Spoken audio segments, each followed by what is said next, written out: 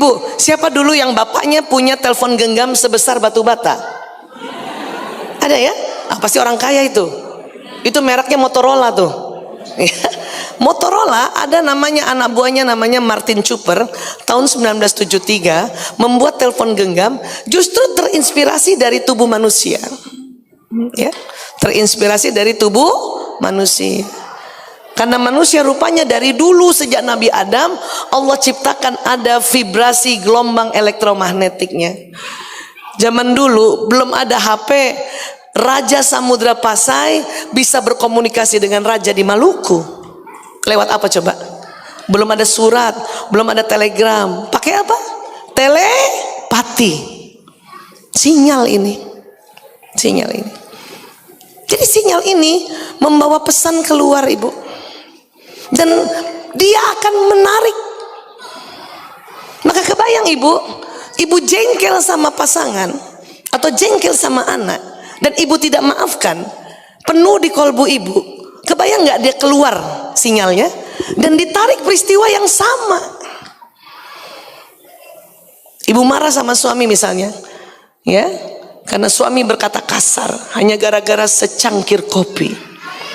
Gara-gara secangkir kopi pahit. Kan gitu. Langsung ada yang tahu lagunya ya. Tapi kalau ibu tidak maafkan, maka peristiwa yang tadi itu dimarahin gara-gara secangkir kopi akan berulang-ulang. Kenapa? Karena peristiwa yang terkumpul di kolbu akan terbroadcast dan akan berulang-ulang. Sampai sini bisa paham ya, Bu? Makanya kenapa kita diminta apa? Memaafkan. Ada banyak orang juga sudah saking keselnya, memaafkan aja udah susah. Nah, orang yang kayak gini perlu dibantu. Makanya sekarang ada terapis, ada hipnoterapi, ada teman-teman psikolog untuk bantu konseling, ya. Ada teman-teman psikiater yang misalnya saking ibu keselnya, marahnya, kimia di otak dan kimia di jantung sudah mulai tidak seimbang, maka perlu dibantu dengan obat-obatan kimia oleh teman-teman dokter ahli jiwa. Maka jangan malu untuk selalu konsultasi. Untuk apa? Menjaga kolbu kita ini. Sampai sini bisa paham ya, Bu? Tapi kalau masih bisa terapi sendiri, terapilah sendiri. Ini makanya saya senang bilang, tolong kita semua self healing, self terapi untuk diri sendiri. Sampai sini bisa paham, Bu? Bahkan sebetulnya ibu sudah banyak ibu buka ikatannya karena ibu senantiasa menegakkan sholat, ya. Karena di dalam sholat itu, ibu pernah nggak lagi sholat kan kita disuruh bersedekap, ya kan? Entah di sini, entah di sini, ya. Kalau ditanya kenapa Allah suruh, salah satu sikap sholat adalah bersedekap, wallahu a'lam bishawab, hanya Allah yang tahu. Tapi ilmu neuroscience atau neurokardiologi mengambil hikmah kenapa kita bersedekap. Sebetulnya sewaktu kita baca bacaan sholat, ya, baca Al-Fatihah, baca doa iftitah, baca Al-Fatihah dan baca ayat berikutnya, ibu bisa rasakan getarannya. Alhamdulillahirabbil alamin, arrahmanirrahim, maliki. Walaupun ibu tidak dilafazkan keras, cuman sedikit, itu bisa bergetar. Bu Aisyah, kalau dibatinkan saja atau baca dalam hati bisa bergetarkah? Bisa. Tapi kalau ibu baca sedikit keras, ada dua kali jalurnya. Satu kali dari mulut, satu kali karena agak keras sedikit ibu dengar, ya, maka dua kali dia menggetarkan apa yang ada di kolbu. Maka teman-teman, tidak semua umat Islam di dunia ini beruntung bisa baca Quran tiap hari. Walaupun kadang sudah diceritakan tentang hebatnya kolbu, tapi kadang belum juga bisa baca Quran setiap hari. Tapi beruntungnya adalah Allah paksa kita atau Allah wajibkan kita, waktu kita sholat ada surat yang harus dibaca berkali-kali. Surat apa itu? Al-Fatihah. Maka seluruh umat Islam yang sholat, ya, yang sholat 5 waktu juga, ya, maka memang suara Tuhan tidak semua nyala di kolbunya, tetapi Karena dia baca Al-Fatihah berkali-kali, untungnya Al-Fatihah yang ada di kolbunya nyala. Itulah makanya mengapa Al-Fatihah ini ya sangat luar biasa. Disebut banyak sekali sebagai pembuka, ummul kitab, ummul Quran, ya, as-sab'ul mathani dan sebagainya. Tapi teman-teman, rugi kalau tidak ya menyalakan suara Tuhan yang lain. Nanti kehidupan teman-teman bingung. Kalau teman-teman misalnya sering baca surat An-Nisa, kemudian ada masalah dengan suami, itu tanpa terasa otak tuh bingung cari jalan keluarnya di mana. Kolbu teman-teman yang bilang sama otak, karena kolbu ada saraf ke otak untuk memberitahu otak, begini kamu, begini kamu, begini kamu, begini kamu, begini. Itu yang rajin. Kalau yang tidak bagaimana? Juga bisa nyala, tapi lama sekali teraksesnya karena dia sudah bertumpuk di dalam kolbu. Mengerti maksud saya? Kalau dia ibu jarang ngaji, bisa paham ya? Jadi sekali lagi, ya, kita disuruh jaga kolbu, insya Allah untuk apa? Cahaya ilahi. Ibu mau nggak sih setiap kehidupan ibu setiap hari yang ditarik sebuah keberuntungan? Ya kan? Makanya itu tadi, setiap ada peristiwa maafkan, baca Quran. Paling tidak misalnya ibu belum sempat baca Quran hari ini, ya ada cara lain juga yang diajarkan Nabi SAW, baca Al-Ikhlas 3 kali. Itu juga kolbu ibu Al-Ikhlas itu akan jauh lebih bercahaya dibanding surat yang lain. Jadi setelah Al-Fatihah biasanya surat apa yang kira lebih bercahaya atau tebal sambungannya? Al-Ikhlas. Yang sering baca ayat kursi maka tebal sambungan ayat kursi. Yang setiap hari juga sudah mulai teratur, ya, setiap malam baca Al-Muluk, tebal Al-Muluknya itu.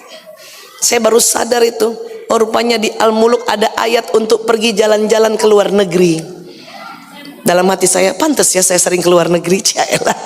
Gara-gara salah satunya baca surat Al-Muluk itu. Ayat 15 tuh kalau nggak salah ya. Atau misalnya teman-teman yang merutinkan setiap ba'da maghrib baca Al-Waqiah. Makanya hikmah dari Al-Waqiah itu adalah surat kaya raya. Ibu nggak bakal miskin. Kenapa? Nyala Al-Waqiah yang ada di kolbu, dia nyala, bayangkan dia nyala dan dia tarik peristiwa seperti ada yang di surat Al-Waqiah. Enak gak bu? Masya Allah. Dan ibu yang senang berzikir, yang pakai cincin kan, cincin zikir kan, Masya Allah, luar biasa. Setiap ibu berzikir, ya, maka suara kolbu itu karena ada Asmaul Husna nyala bu. Tapi hati-hati lafaz, hati-hati lafaz. Banyak guru-guru mengajarkan kita mengamalkannya ribuan kan. Pak Kiai, saya ada utang, mohon jalan keluarnya. Apa amalan Asmaul Husna yang bisa membuat saya banyak rezeki? Kata guru, para ulama bilang baca ya Rozak 3000 kali. Oke bu, pernah begitu kan? Ya. Hati-hati lafaz. Biasanya 100 pertama masih bagus. Ya Rozak, ya Rozak. Nih bergatur. Ya Rozak. 200 pertama masih bagus. Ya Rozak. Mulai masuk 300 karena mau buru-buru 3000, ibu buru-buru. Ya Rozak, ya Rozak, ojak, ojak, ojak, ojak, ojak, ojak, ojak, ojak, ojak, ojak, ojak. Karena mau dapat 3000. Ojak, ojak, ojak, ojak, ojak. Maka ya Rozaknya nggak nyala bu. Malah ibu akan tarik ayah ojak. Karena ibu buru-buru banget karena mau dapat 3000 ya ojak, ojak, ojak, ojak. Kan tadi kata-kata ojak tuh jalan. Tiba-tiba ibu entah kenapa, kok ketemu ayah ojak ya? Karena tadi ibu ada 1000 kali panggil ojak, ojak, ojak, ojak. Bukan ya Rozak. Jadi hati-hatilah lafaznya. Sampai sini bisa paham? Iya, baik, alhamdulillah. Ini sudah jam 11. Saya tanyakan Mbak Pipit dulu ya. Mbak Pipit. Iya, Bu Isa. Ini bolehkah ada yang bertanya? Sepertinya karena keterbatasan waktu, Bu Isa, kami juga ada yang sebagian harus menjemput anak mungkin. Oh, baik. Ya, jadi kita. Alhamdulillah, syukur. Karena ibu-ibu itu jarang bertanya kalau dikasih mic. malah curhat. Ya. Satu orang bisa setengah jam. Oh, Bapak mau tanya tuh. Tuh, Bapak mau tanya, boleh. Satu. Oke, boleh ya. Satu pertanyaan saja dari Bapak. Karena jarang-jarang ya Bu ya. Iya, Masya Allah. Mudah-mudahan bisa ditanyakan dan dijawab dengan singkat. Nah, aku sih tak. Silakan. Ibu, tadi dikatakan kolbu itu artinya jantung. Iya. Organnya. Kolbu itu juga dikatakan hati. Boleh nggak kalau dikatakan bahwa kolbu itu adalah jantung hati? Iya, ada juga yang bilang begitu. Jadi ada satu masa secara kesusastraan, karena telanjur nenek moyang kita mengartikan kolbu itu hati, walaupun organnya tetap jantung. Kemudian dibetulkan oleh satu masa bahwa kolbu itu jantung, maka ada yang mengatakan ya udah dua-duanya aja disebut jantung hati, boleh. Tapi harus tahu bahwa organnya tetap jantung. Kenapa?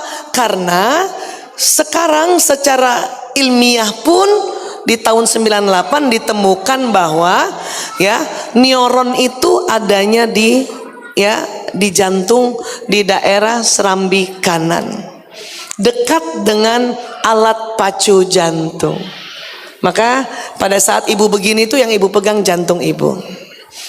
Tapi tadi betul Bapak, ada satu masa itu kita ngomongnya gini, ya, wahai jantung hatiku, kan gitu ya. Iya, boleh, gak apa-apa. Ya. Dan jangan salah ya, bukan saja peristiwa yang menyakitkan hati yang tersimpan di kolbu, tapi peristiwa-peristiwa indah pun tadi kan, emosi yang positif pun juga tersimpan. Makanya jangan heran juga di kolbu istri masing-masing itu ya ada juga memori indah tentang suaminya. Betul Bu? Betul. Jangan salah, Bapak juga suami-suami punya memori indah terhadap istrinya. Makanya banyak kalimat-kalimat istri mengatakan wajahmu terukir dalam kolbuku, kan gitu. Yang maksud terukir itu tadi terikat ikan. Sekarang pilih mana yang mau terikatnya, hal-hal yang baik, yang positif atau yang negatif? Pilih mana Bu? Yang baik, yang baik. Agar apa sih Bu? Agar apa? Saya mau tanya lagi, ulang sedikit. Agar apa? Agar ibu dalam kehidupannya senantiasa menarik peristiwa yang baik-baik. Itulah makanya disuruh kita ngomong yang baik-baik, berprasangka yang baik-baik. Kenapa? Karena sinyal ini juga yang akan membroadcast doa, membroadcast niat, dan juga membroadcast prasangka. Allah berfirman di hadis qudsi, aku mengikuti prasangka hambaku. Karena telanjur ada sistem ini. Kalau ibu ada berprasangka buruk pada orang yang baru ketemu, itu nggak apa-apa juga Bu. Siapa tahu penipu. Tetapi pada suami, pada anak, pada mertua, pada ipar, pada teman, pada mitra yang ada di kantor atau di pengajian, cepatlah prasangka buruk itu dirubah menjadi prasangka baik dengan cara kembali istighfar, ya. Oke ya. Jadi hidup ibu tuh enak, yang ditarik baik-baik aja, ya. Baik, terima kasih banyak. Insyaallah bisa menambah ya pemahaman kita tentang kerja kolbu. Dan saya mohon teman-teman sibukkan diri juga untuk memaafkan, baik memaafkan diri sendiri atau memaafkan setiap peristiwa yang terlanjur ada di kolbu, ya.